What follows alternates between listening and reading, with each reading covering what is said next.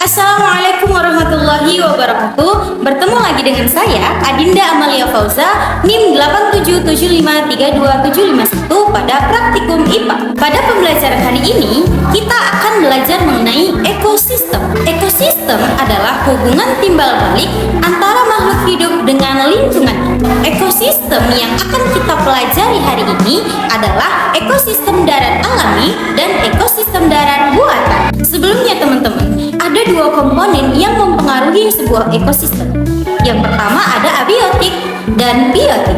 Abiotik adalah unsur tak hidup yang mempengaruhi kehidupan makhluk hidup di ekosistem, dan unsur ini sangat penting untuk menunjang keberlangsungan kehidupan. Sedangkan biotik adalah semua makhluk hidup yang ada di ekosistem. Mereka bisa bergerak, tumbuh, berkembang biak, dan berinteraksi dengan sesama makhluk hidup.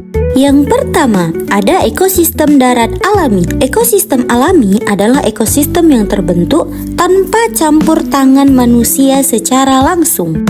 Contohnya, tanah kosong yang dibiarkan, hutan belakang rumah yang rimbun, kemudian halaman rumah dan sela-sela batu. Ada juga dinding yang berlumut.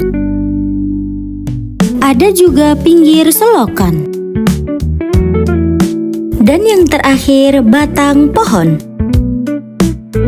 Kemudian yang kedua teman-teman, ada ekosistem darat buatan. Ekosistem buatan adalah ekosistem yang sengaja dibuat dan dikelola oleh manusia untuk kebutuhannya. Seperti kebun jagung, sawah, kemudian ada taman bunga,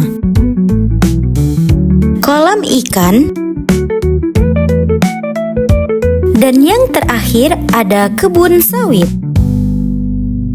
Nah, jadi teman-teman, dari pengamatan yang sudah kita lakukan, dapat kita simpulkan bahwa seluruh makhluk hidup memiliki peran penting dalam menjaga keseimbangan alam. Oleh karena itu, kita harus tetap menjaga lingkungan kita ini untuk tetap hijau, bersih, dan juga nyaman untuk seluruh makhluk hidup. Sekian dari saya, semoga bermanfaat. Assalamualaikum warahmatullahi wabarakatuh.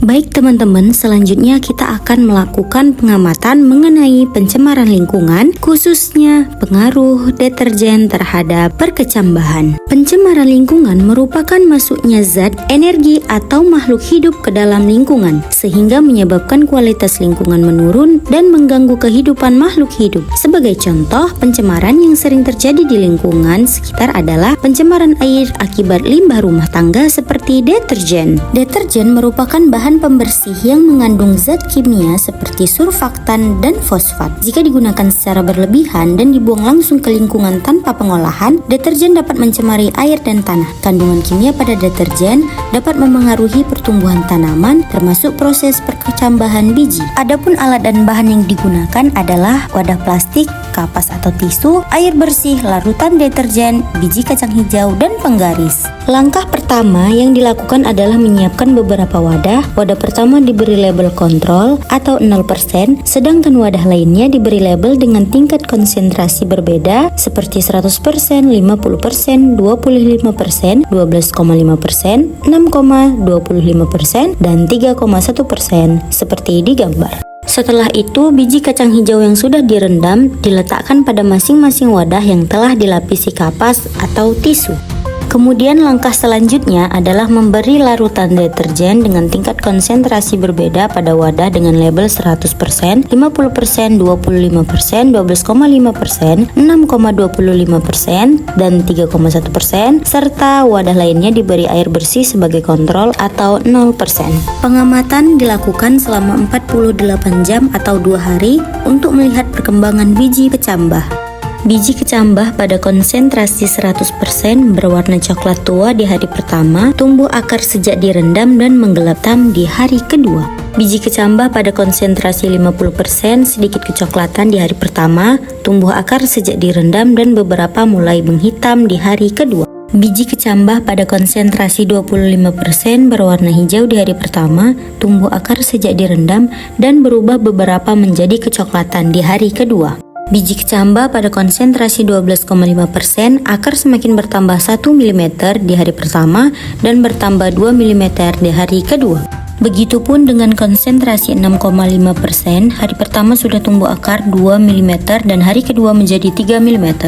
Konsentrasi 3,1%, hari pertama tumbuh akar dengan tinggi 3 mm dan hari kedua bertambah tinggi 5 mm.